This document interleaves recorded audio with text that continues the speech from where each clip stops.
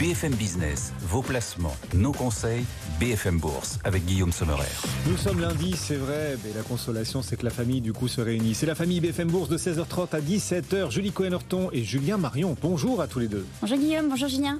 Bonjour Julie et bonjour Guillaume. Bienvenue, Julie Cohen-Horton qui bâtit cette émission chaque après-midi. Julien Marion qui bâtit les nombreux articles sur notre site BFM Bourse.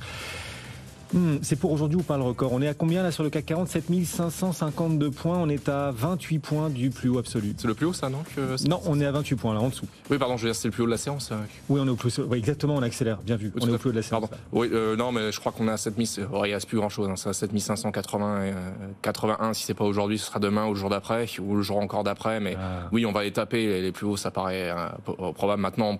On peut s'interroger, est-ce que le marché ne va pas trop vite en besogne, notamment sur les anticipations de taux, C'est quand même la grande question. On va en parler dans un instant, bien sûr. Est-ce que si le CAC 40 bat un record pendant notre séquence ensemble d'ici à 17h, on est prêt à chanter toujours plus près des étoiles ensemble? Ou toujours plus haut, aller plus haut, vous savez Du groupe toulousain, Gold, si ma mémoire est bonne. Moi, je me tiens prête. Un peu plus près des étoiles au Jardin de Lumière et d'Argent. Bravo, il est très bon et... On vous promet une surprise, si d'ici à 17h, le CAC 40 franchit son plus haut historique, Julien Marion... En exclusivité. On reviendra à 17h, chante, et juste pour ça. Romain Daubry aussi est avec nous. Ouh, la pression monte là sur le plateau de BFM Bourse. Romain, bonjour. Depuis vos bureaux de Bourse Direct. Alors le CAC qui progresse encore après déjà 4 semaines de hausse d'affilée. Aux États-Unis, on est à 6 semaines de hausse d'affilée pour le S&P. C'est sa meilleure série depuis novembre 2019. Comment sentez-vous, après tant de semaines de hausse, l'état des forces en présence, Romain? Et la force, on l'a indiqué depuis une quinzaine de jours, on déplorait les hausses sur les indices européens sans soutien du côté des marchés dérivés. Et l'intérêt qui s'est déclenché notamment sur l'indice Eurostoxx 50 est très très important. On est à plus de 3 800 000 contrats ouverts. Au mois d'octobre, c'était 2 800 000. Donc sur les 10 derniers jours, on a eu une hausse de 15 à 20% de l'intérêt sur ce contrat. Donc il y a une part qui est nécessairement technique à l'approche de l'échéance qui aura lieu vendredi prochain. C'est une semaine d'échéance des marchés dérivés qui se tiendra donc vendredi à midi sur l'Eurostoxx, 16h pour le CAC 40. Et ce phénomène d'échéance amplifie les mouvements. En fait, on avait constaté que les opérateurs qui traitent des options notamment n'avaient pas anticipé le débordement de la zone 7003, 7004 sur l'indice CAC 40 et de même niveau équivalent sur l'Eurostoxx. Donc l'intérêt est technique probablement lié à cette échéance, mais il y a aussi du soutien dans un mouvement de hausse qu'on avait en revanche bien vu sur les indices américains. On remarque en contrepartie que plus on avance, plus le niveau de couverture est très très faible dans les portefeuilles. On a vraiment une grosse complaisance maintenant et on ne peut pas parler d'euphorie, mais en tout cas de grosse complaisance. On n'est plus couvert sur l'Eurostoxx notamment et sur les options sur actions américaines aussi, où encore une fois le niveau de couverture est très faible. Ça c'est dangereux parce que ça veut dire que si un grain de sable venait bloquer le mouvement actuel, ça pourrait être un peu brutal pour un retracement. Alors encore une fois, on n'a pas de figure de retournement baissière, on n'a pas de risque de baisse très marqué, mais de la volatilité au cours d'une semaine qui est technique, et en plus, comme vous l'avez indiqué, qui est très chargée en rendez-vous majeurs, la Fed, la BCE, et puis des chiffres d'inflation aux États-Unis et toute une batterie de PMI vendredi en plus.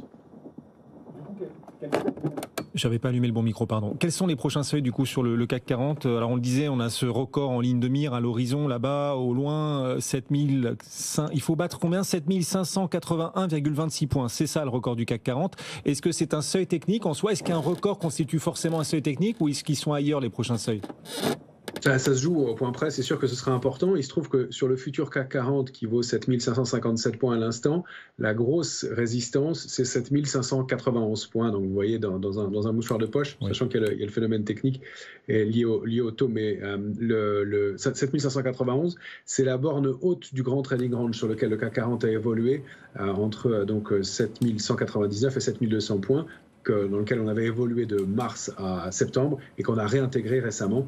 Donc c'est nécessairement un niveau technique. Maintenant, l'Eurostoxx était dans la même zone, il l'a débordé, il franchit les plus hauts. Donc oui, c'est un palier, c'est sûr que c'est à regarder, mais pour l'instant, c'est plutôt solide. Si on repasse sous 7537, c'est une petite alerte.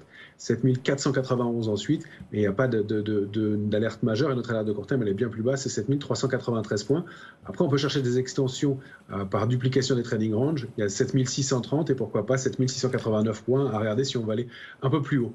Les seuils techniques, donc sur l'indice CAC 40, on note que Wall Street progresse aussi après 6 semaines de hausse d'affilée. On le disait, on gagne encore un peu de terrain. Alors c'est timide, plus 0,03 sur les S&P, mais enfin on est toujours du bon côté de la force. Et vous avez repéré un phénomène inhabituel sur le Nasdaq aujourd'hui, Romain. Mais oui, on parle des 7 magnifiques tout le temps et elles baissent de façon assez significative. Si on regarde à l'instant, Nvidia perd 2,62, je vois que Meta perd 3,30. Elles sont toutes dans le rouge, les 7 magnifiques, et le Nasdaq est encore dans le vert, légèrement c'est vrai, mais encore en hausse pour l'instant. Si on regarde le Nasdaq 100, 0,38%. Donc c'est intéressant évidemment parce que ça signifie que il y a peut-être un rattrapage sur des valeurs en retard et que donc les 7 magnifiques ne seraient peut-être plus les seuls à intéresser les opérateurs et qu'il se passerait des choses. Alors c'est le cas. Maintenant encore une fois, on est dans une semaine technique. Moi j'aime bien avoir un scénario privilégié. Pour l'instant, il n'y a rien qui invalide la hausse, mais ces éléments peuvent donc continuer à faire tirer le marché à la hausse jusqu'à l'échéance de vendredi.